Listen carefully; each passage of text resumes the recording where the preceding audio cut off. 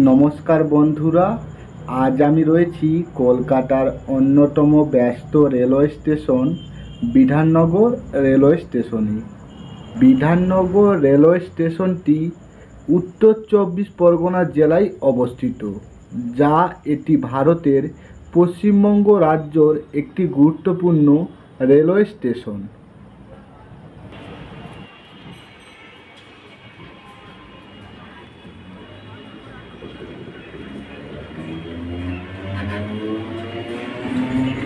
Bidhannagar railway স্টেশনে প্রতিদিন প্রায় ৯৭,৫০০ যাত্রী যাতায়াত করে থাকে, আর উভয় দিকে প্রায় ৩২৫টি ট্রেন চলাচল করে থাকে।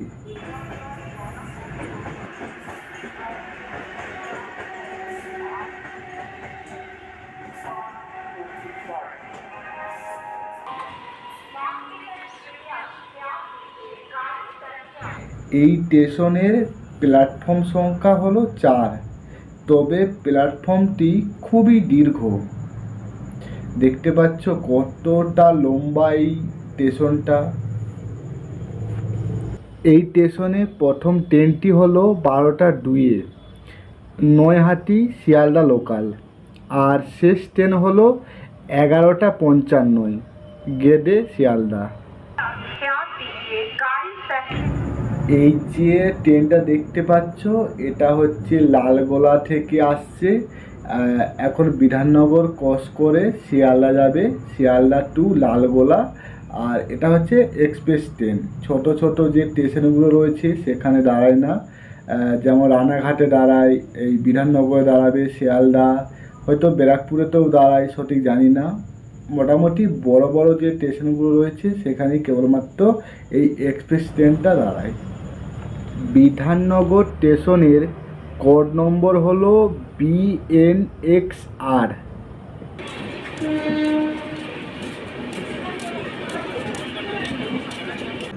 এটি স্যার গুরুদাস ব্যানার্জি হল রেলওয়ে স্টেশনের মাধ্যমে শিয়ালদহ দক্ষিণ লাইনের সাথে যুক্ত রয়েছে।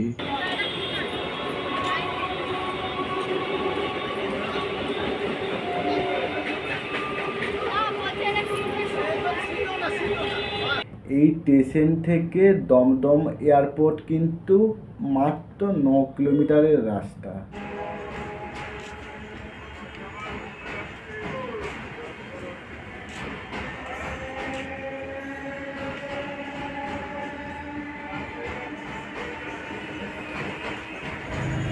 এই বিধাননগর রেলওয়ে স্টেশনে দৈনিক এত মানুষ, মানে নানান জায়গা থেকে এখানে আসে, কি বলবো। এই এখন শ্রাবণ মাস চলছে, মানুষ ট্রেনে চেপে জল ঢালতে যাচ্ছে, সেটাও আমরা দেখতে পেলাম। খুব সুন্দর একটা রেলওয়ে স্টেশন, সত্যি অসাধারণ।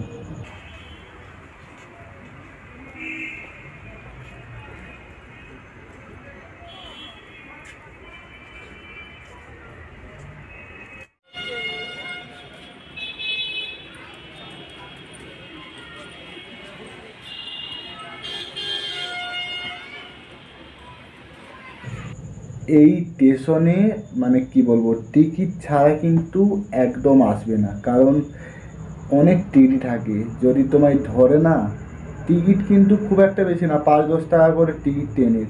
তবে যদি টিটিতে ধরে অনেক টাকা ফাইন নেবে, ৩০০, ৪০০, ৫০০ টাকার মতন এরা ফাইন কিন্তু নিয়ে নেয়। তাই এই স্টেশনে ওঠার আগে একদম সাবধান থাকতে হবে। যদি টিকিট কাটা থাকে তবেই কেবলমাত্র এই স্টেশনে আসবে।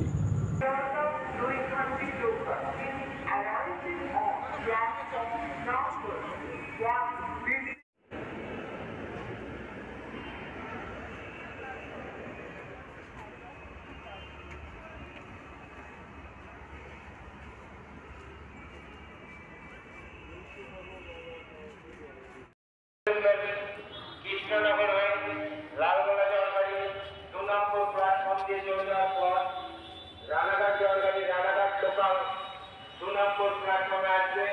এটি ১২ কোচের গাড়ি, গাড়ির মধ্যে ঢুকবেন।